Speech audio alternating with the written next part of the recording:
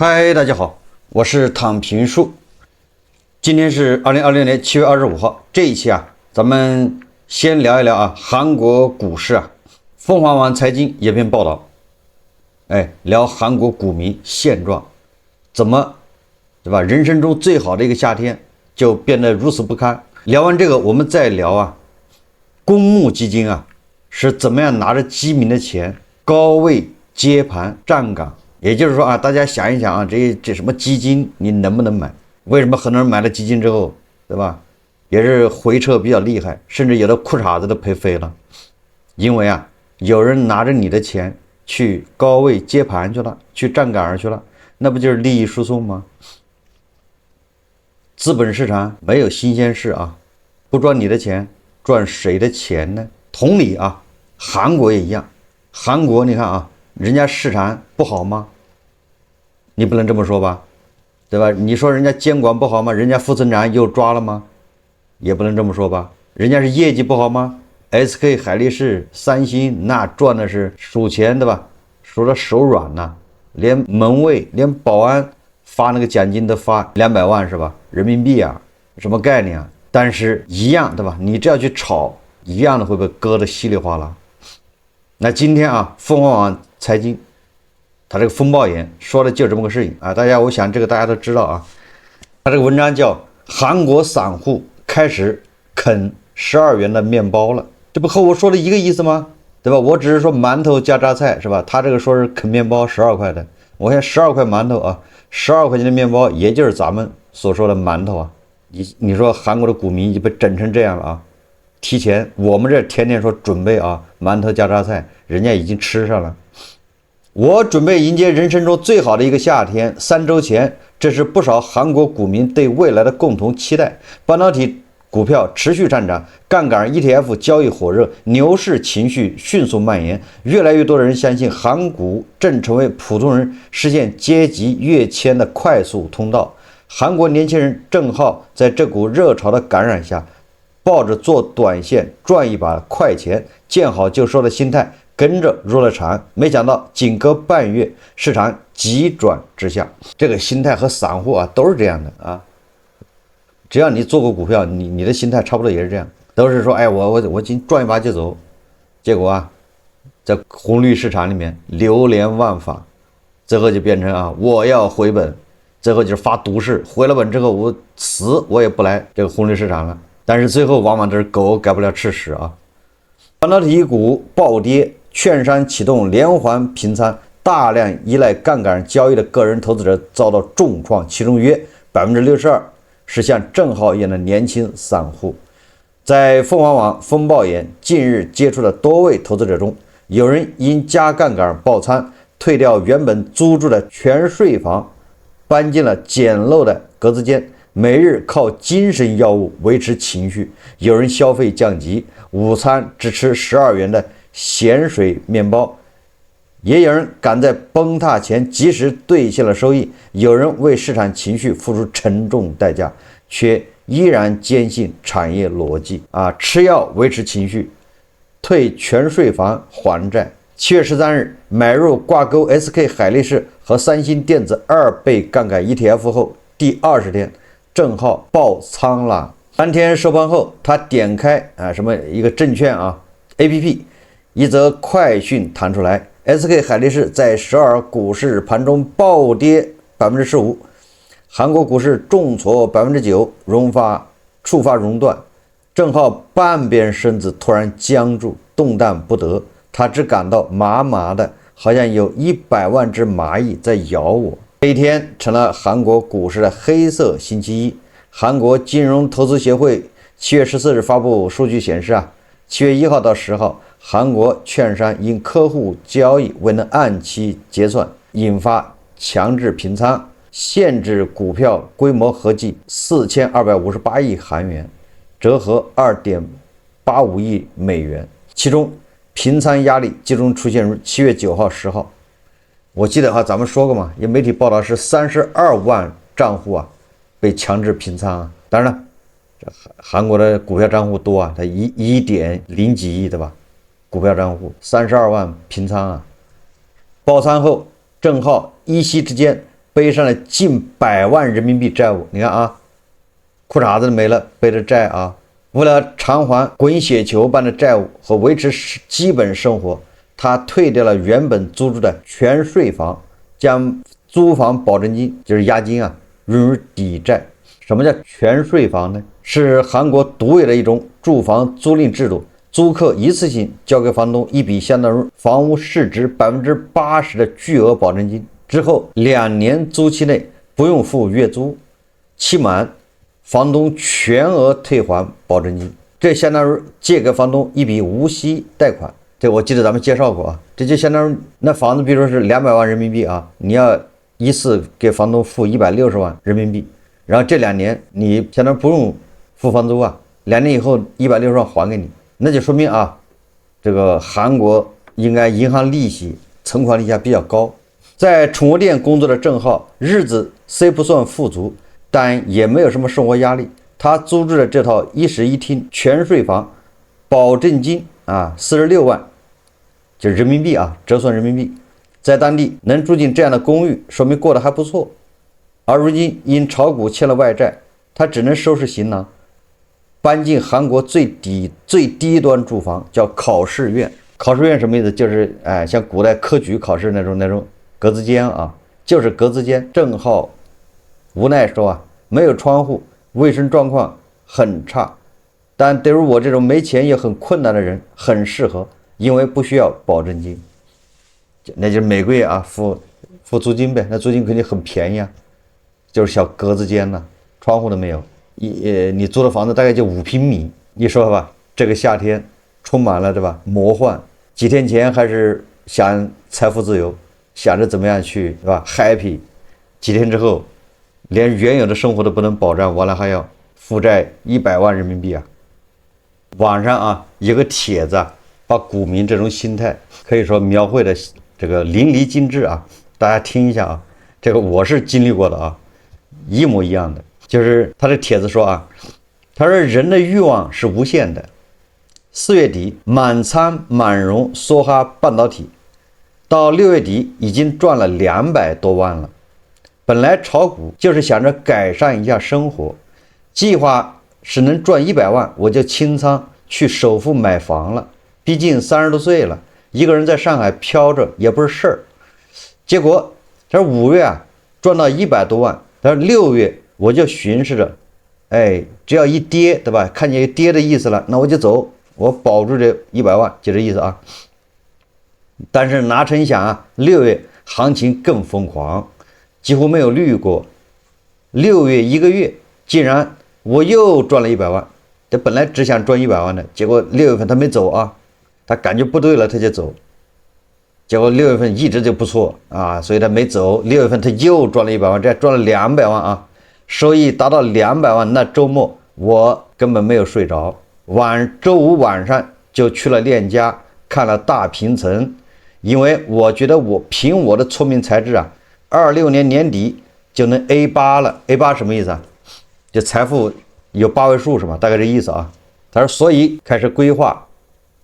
我這個人物欲比較低，500萬在臨港買個大平層就夠住了。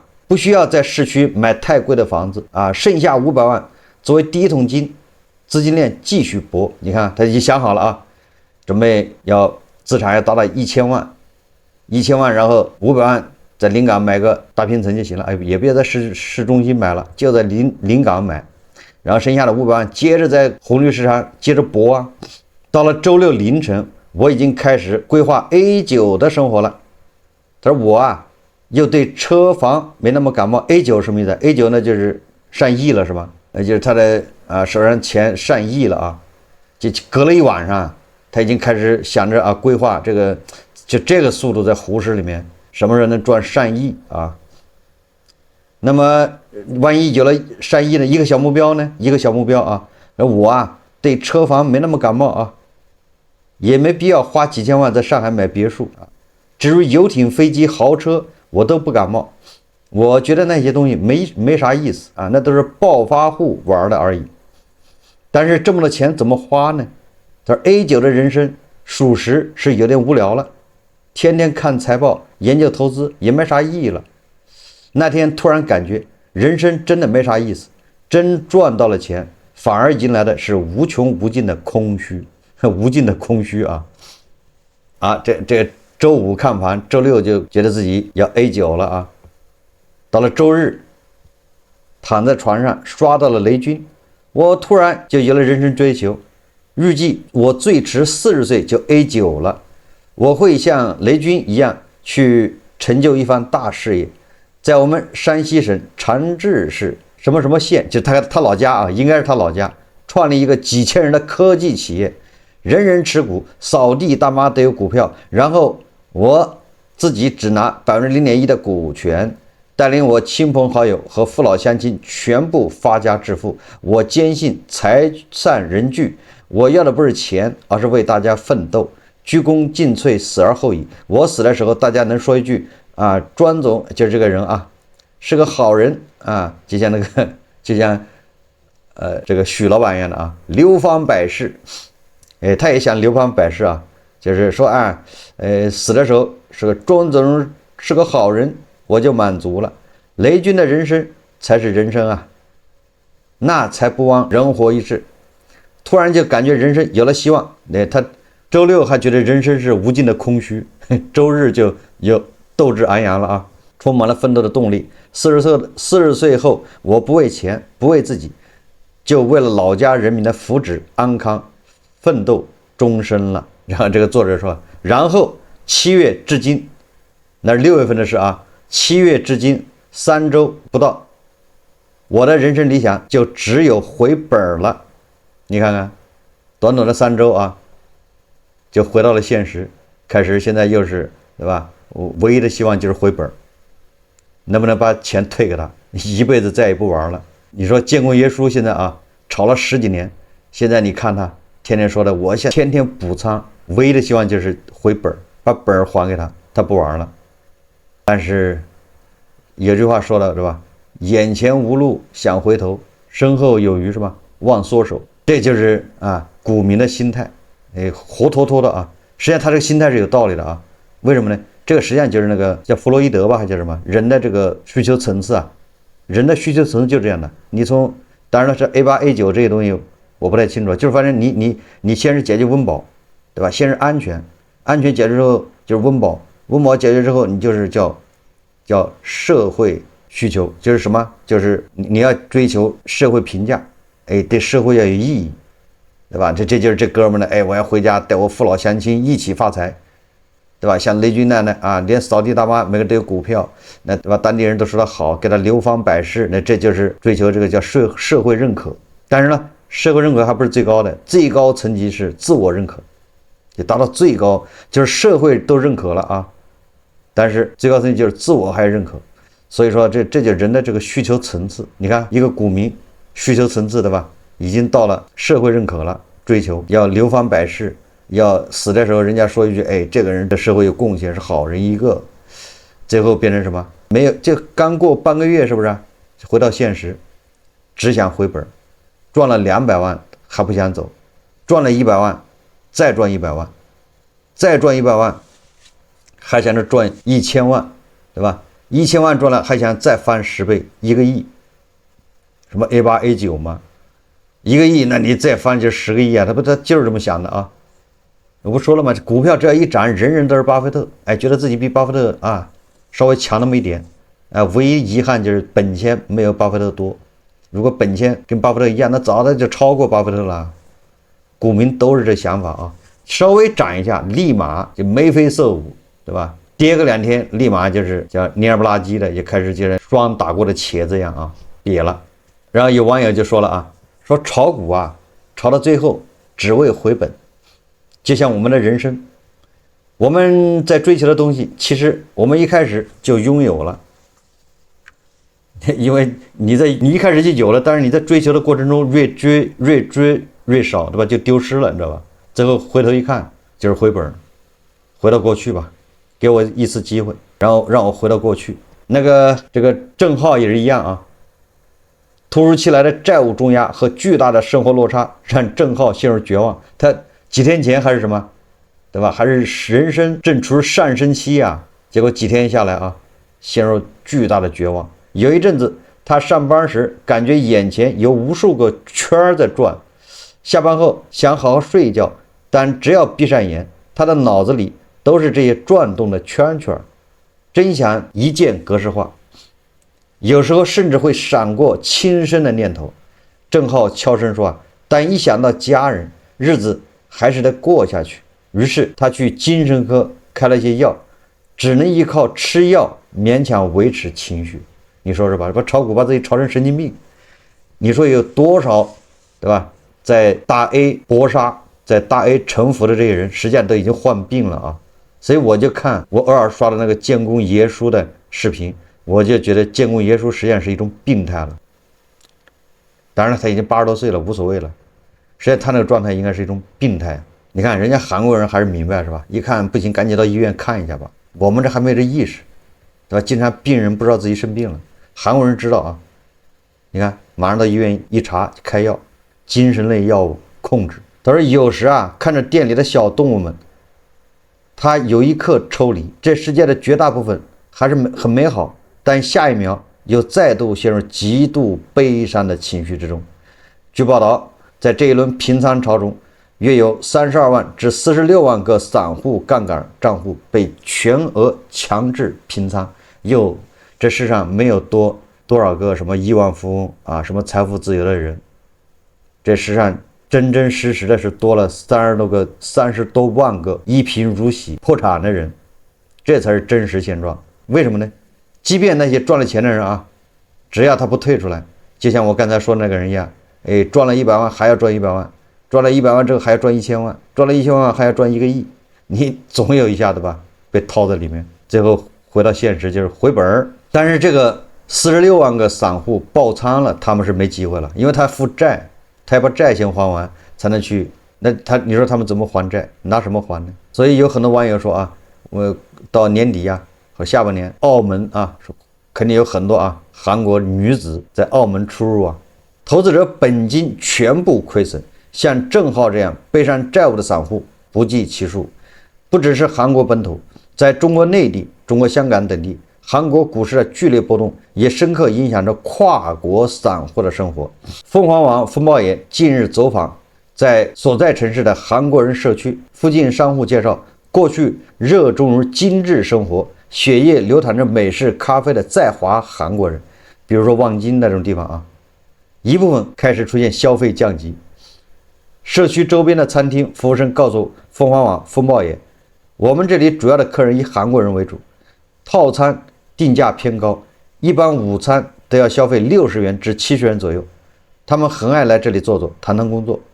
但最近不少韓國客人臉色都不太好。服務生說雖然我聽不太懂韓語，但那幾個熟悉的詞兒總能聽到，比如西霸、股市、AI、三星、美國。現在韓國客人好像突然不願意花錢了。服務生对鳳凰網風暴眼表示他們有的還是坐在餐廳吃飯，但已經從60元的午餐套餐降級成一個12元的鹹水麵包，加上一杯12元的美式。有的只是坐在外場聊幾句就匆匆離開，中午就不吃了唄，餓着唄。12元的麵包，12元的美式，那24塊錢。那還有下降空間啊！你2個饅頭1包榨菜能花多少錢呢？準備迎接人生中最好的一個夏天，鄭浩此前從沒有過長期投資經驗，這一次他更多的體驗到是一種情緒的感召。早在2025年10月，三星電子和 SK 海力士與 OpenAI 星際之門項目敲定共合作意向，就確立了 AI 存儲超級週期的基本面預期。而這樣的產業基本面加上政策方向、資金流向、市場情緒，重重信號全部指向繼續漲的股市行情。市場上到處充斥着暴富神話和雞湯。A 先生入獄6年，今年5月出獄時持倉股票大漲402倍，這是一生一次的行情。韓國只分2種人，一種是買了 SK 海力士股票的，一種是沒有買的。你看，这不就是任志平老師的營銷話語嗎？原來韓國也吃這一套啊！這不就是任老師的營銷話語嗎？你不買这個海力士，那你就对吧？这怎麼着，就相當於啊多少年20年前沒買房子，對吧？這是一生一次的行情，就用這些東西啊忽悠你上車，根本不告訴你這風險，說你稍不小心你褲衩子都賠飛了，哎，他不告訴，而且也不覺得會賠，怎麼可能呢？怎麼可能賠呢？於是無論男女老少，無論本土還是跨國，掀起了全民炒股的熱潮。截至年初，韓國股票交易活躍賬戶突破1億個，而韓國總人口才5180萬，相當於平均每個人有2個證券賬戶。但身邊的朋友紛紛湧入股市後，鄭浩也坐不住了，他試圖做短線賺一把快錢。剛開始一路走高的行情也讓他嘗到了甜頭，他甚至一度覺得自己是做投資的天選之子。在 all in 一定賺大錢的盲目樂觀下，鄭浩忍不住借貸加槓桿投了進去，結果卻迎來了毀滅性的暴跌。在5月27號上市的槓桿 ETF 包裝下，普通人自動過濾了風險，只看見趕上 AI 時代的暴富可能，缺乏風控的倉位瞬間被碾得粉碎。內地赴港工作的一位先生，同樣被 FOMO 就是害怕錯過投資情緒裹挾，也成為恐慌性入場大軍的一員。這個為了避免恐慌，如何避免恐慌，如何防止被情緒裹挾，其實有辦法，那就是天天看我的節目，每天看，我每天都有一期股市節目，天天念叨，對吧？任澤平老師不說，我說我天天講的就是風險，我的任務就是負責打消大家的這不切實際的幻想。這位張先生一家都是老股民，這個家庭甚至專門建有炒股討論群，只是家人平日裡常勸說身為股市小白的張不要購買高風險個股，建議他配置普通 ETF。但韓國股市的造富神話不斷在他腦海中喧囂，他想賭一把。張觀望了一陣子港股掛鈎的2倍做多 SK 海力士標的，眼睜睜看着股價從80、90港幣一路攀升至180港幣以上的高位。社交平台上，韓國股民仍在激動狂歡，大意是舉國同慶，馬上要迎來人生最美好的一個夏天。在這種極度亢奮的市場氛圍感染下，3周前，張認定這是最後一次買入飛升的車票，選擇在極高位重拳出擊。隨後接踵而至的是毫不留情的暴跌與套牢。現在他不僅被2倍做多海力士標的深套，同期買入了比特幣概念股，如光通訊站在光裡芯片股更是全軍覆沒，一塌糊塗。一場財富似乎觸手可及的投資像夢一樣破滅了。如今他不好意思向家人攤牌，賬面虧損，只能硬撐着。除了海力士還有一絲希望，其他2隻股票我覺得已經徹底沒救了。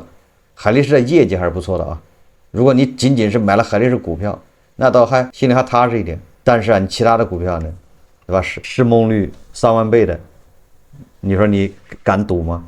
敢一直拿着嗎？他明年真給你退市賭局落幕，投資方向沒錯，只是節奏踏錯了。韓國市場這輪波動遠超投資者的預期。在韓國本土論壇上，一位有着10餘年股齡的老散戶感嘆，韓國股市等於賭場一詞並非浪得虛名。看各國散戶都把自己國家的那個資本市場叫做賭場沒毛病韓國人說韓國股市是賭場，這恰恰印證了我說的，散戶在哪兒賺錢都不容易，是吧？不要老想着賺錢。你韓國的散戶也是，你看韓國散戶也是抱怨韓國股市是賭场，賭场的不如。你看說韓國股市等於賭場一詞並非浪得虛名，基本面在極度集中的市場中蕩然无存，波動性堪比加密貨幣。我投資股票10多年，從未見過這樣的市場。這是一個韓國老股民說的被捲入漩渦中心的絕大多數是上了槓桿的散戶，像狂熱的賭徒一樣傾盡所有，而真正賺到錢的，要麼倉位控制得好，要麼見好就收。韓國人新興是鳳凰網接觸了為數不多成功賺到錢的本土投資者。你看連鳳凰網都說啊，他採訪了這麼多人，賺錢的都不多啊，好不容易逮了一個真的賺錢的，叫新興的啊，他在漲幅40%時便提前落袋為安。這哥們兒一看漲了40%就跑了，夠了，沒想着翻倍，對吧？有的人翻倍之後還想再翻一倍，翻一倍再翻一倍，你什麼概念啊？哎，這哥們儿40%就跑了他就不玩了，哎，他就賺了。新興自稱是社會初年生，就是那個剛步入職場啊，邁入社會的年輕人。他從事市場營銷行業，手頭積蓄不多，這反而強化了他的風險兜底意識。就算是把工資全部投入股市，也虧不了太多。他每個月只把工資的40%投入股市，即使在全民炒股的熱潮下，新興依然堅持自己的節奏，堅決不要上槓桿，還是每月固定投資最為保險。即便現在半導體板塊因為暴跌哀鴻遍野，新興也沒有選擇盲目抄底。就是现在啊，它已經出來了，現在已經跌成這樣了，它還不抄底。說半導體板塊跌了，那下一個有望成為因為 AI 興起而上漲的是什麼？我去分析這一波裡真正獲利的公司，然後我要去買那些因此而受惠的公司。他對鳳凰網風暴眼說，他繼續總結自己的經驗，買股票最好是能長期持有。那不建功爺叔也是長期持有啊，固定投資，買相对穩定的企業，不要想着短時間內賺大錢，更不要把所有的錢都放在同一個口袋裡。但是啊，這些人啊，依然相信產業邏輯還在。現在全球 AI 投入並沒有停，微軟、谷歌這些公司還在持續投資數據中心，算力需求還在增長。GPU 負責計算，HBM 負責高速傳輸數據，這兩個基本是綁定的。只要英偉達這些 GPU 繼續賣得好，對 HBM 的需求就不會差。當然，股價不一定跟着產業一起走。現在市場最大的擔心是估值太高 ，AI 投資會不會放緩，所以波動特別大。我覺得如果後面企業業績還能兌現，還是有機會慢慢解套。你看，慢慢解套路啊，或許是自我寬慰，或許是咬牙堅持。上述韓國論壇上，那位將韓股比作賭場的老散戶，個性簽名寫了這樣一句話：今天的艱難是為了明天的輕鬆。那這話得問一問上海建功爺叔同意不同意？他的明天在哪裡啊？他的明天已經不多了，对不对？你現在還艱難幹什麼呢？所以你看啊，我剛才也講了一段這個股民的啊這種心路歷程，都是這樣的啊。你看啊，他本來就想着賺100萬的，哎，真的他一買了科技股，買了個硅基的，真的賺了100萬。但是人這個時候他就會失去理智，賺了100萬還想再賺100萬，哎，結果第二個100萬又達成了啊，一個月又賺了100萬。這個時候就開始飄了，已經對吧？就摁不住自己了。結果呢，如夢幻泡影，如露亦如電，是吧？都是虛幻的，大夢一場。現在變成什麼呢？現在回本。周五啊，美股又是這個科技股是吧？半導體、存儲又是暴跌啊。我估計這個周末很多金融消費者恐怕也休息不好，本來就已經深套，是不是？一看這美股又在，科技股又在跌，你說如何是好？老燈股啊沒有用啊，老燈股現在就是漲，它屬於反彈，彈一下，你是走還是不走呢？走吧，它後面再彈一下，你又後悔；不走吧，它過几天又回去了，对吧？哎，科技股下去的時候，老燈股可能會有反彈啊，彈一點。那你說彈了，你走還是不走？剛才已經說了啊，這個為什麼基金也不能買呢？我在網上看到一篇文章分析啊。公募基金拿基民錢高位接盤案例，這個有一家公司叫建滔基層板，是港股上市的啊。2020年6月17號，建滔基層板這家公司啊，控股股東叫建滔集團全資附屬公司建滔投資與花旗環球金融有限公司，就是花旗啊，訂立大宗交易協議。按照每股76港元配售 1.55 億股，套現金額高達118億港元。配售完成後，建滔集團持股比例將從 66.6% 降至 61.7%。這個配售大家知道吧？就是我这家上市公司大股東啊，又发这个1.55亿股拿出来，这股份是白发的，不是说在原有的股份的原有的股东拿，不是这意思啊，这叫增发，知道吧？又拿1.55亿新的股，这增发的拿出来，多少钱呢？76元一股，1.55亿，這一下就套將近120億港幣，這個錢拿到公司去啊，這是增發。這增發因為增加了1.55億股，那原來的股東不就稀釋了嗎？對不對？所以大股東啊，本來是持股66.6%，就是2/3，現在持股變成61.7%，就大家都同比稀釋嘛。好了，問題就是他這個120億都是誰掏錢買的呢？花了76港元一股，是誰買的？買了之後怎麼表現？所以根據這個萬德金融終端、港交所公告以及基金季報，有人就去扒這個數啊。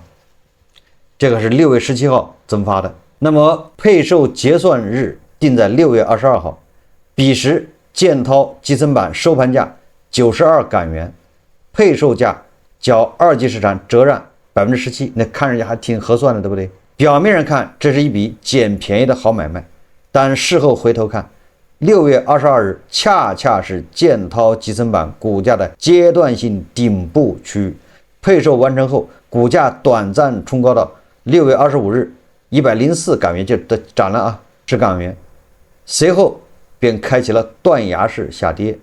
那誰去接的這個120億，把這個1.55億股給買了呢？是誰呢？根據萬德數據2020年一季度末全市場公募基金僅持有建滔集成板1.63萬股，也就沒有也就相當於零。一季度的時候公募基金持有這家公司的股份相當於零這1萬多股嘛。到了二季度末，就是到了6月30號，這一數字暴增至1.786億股，增持超過1.62億股。那這個傻子都能看出來了，這麼多基金進來增持1.62億股，那不就是把那1.55億股給買了嗎？這個數字與大股東配售的1.55億股高度吻合。換句話說公募基金就是花旗找來接盤俠，因為花旗是幫他配售什麼意思這1.55億股給花旗，花旗幫他賣，在市場上找人，花旗就是中介掮客，到時候找人，找誰呢？他就是找公募基金，你來，對吧？這講故事嘛。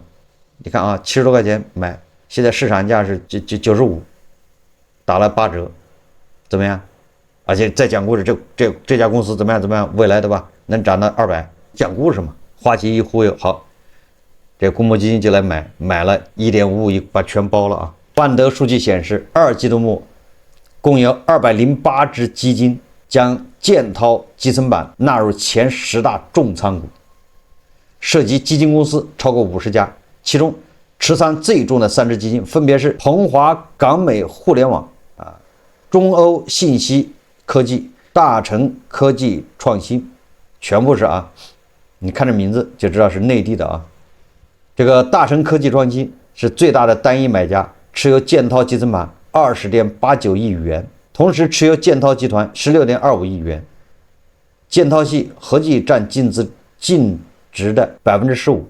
該基金從6月25日淨值高點7.1億跌至7月20日的4.76，最大回撤33%，就砍掉1/3你要是投了10萬，這3萬3沒了就這意思。第二個就是鵬華港美互聯網 LOF， 雖然絕對持倉金額較小但佔淨值比例高達20%，逼近雙十限制紅線，也就是這個鵬華港美互聯網，它是按照它的這個最大限度去買的，它不是它的絕對值是小，因為人家體量小，它是按照自己最大的這個份額去配，你多了你就超過紅線了，不行。雙十什麼意思對吧？就是你不能超過這個自己的這個總這個市值的10%，不能超過什麼對方的10%，大概就這樣好，你配完之後呢，建滔系股價從雲端到地獄。建滔系的股價從6月份到7月份就這1個月，建滔集成板6月22號收盤價是92，那麼這中間最高價走到了104，最低呢40.2港元。7月22号收盘價是40.2港元，已經腰斬的不止了啊。也就是說，如果这些公募基金就是77塊錢買的，那现在已經腰斬了，只有40了。以2季度末持仓市值和当前股價粗略估算，3只基金建滔系持仓的账面虧損合計超過44億元，而這僅僅是前3大持倉基金的估算，若算上全部208只接盤基金，虧損規模更為驚人。而花旗在這起事件中扮演了雙重角色，一方面它是建滔大股東配售的联席配售代理，就中介啊，帮他卖的中介，負責幫大股東找買家。另一方面，他的研究部門持續發布看多研報，目標從80港元一路喊到130港元，那麼現在只有40港元，請問花旗怎麼解釋？所以說我经常說這些國外的機構，对吧？他的話不能信，你得反过來听才对。他們是買了這個就開始喊多，賣了這個唱空，他都是為自己利益這個代言。208只基金啊，無一幸免。這208只基金就一共接了这个，都接了啊，這個1.55億股，70多塊錢接的，現在是價格只有40了。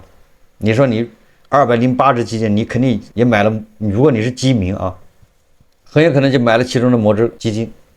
那現在你看看啊，這些基金它在幹啥呢？拿着基民的錢高位接盤，這中間有什麼貓膩啊？這些基金他們都有自己的很強的分析能力，他的研究團隊呢，難道他比散戶還要差嗎？沒有分析能力嗎？所以說啊，這裡面貓膩很大啊。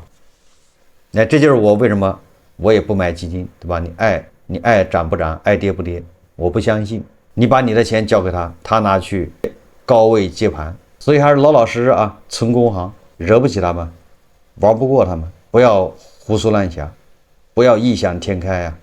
要牢記牛馬的身份啊！如果牛馬賺錢這麼容易，那誰還願意去做牛馬呢？難道牛馬是福利嗎？好，這期節目我們就聊到這裡，感謝大家收看。如果喜歡我的節目，歡迎訂閱、點讚、評論，謝謝大家。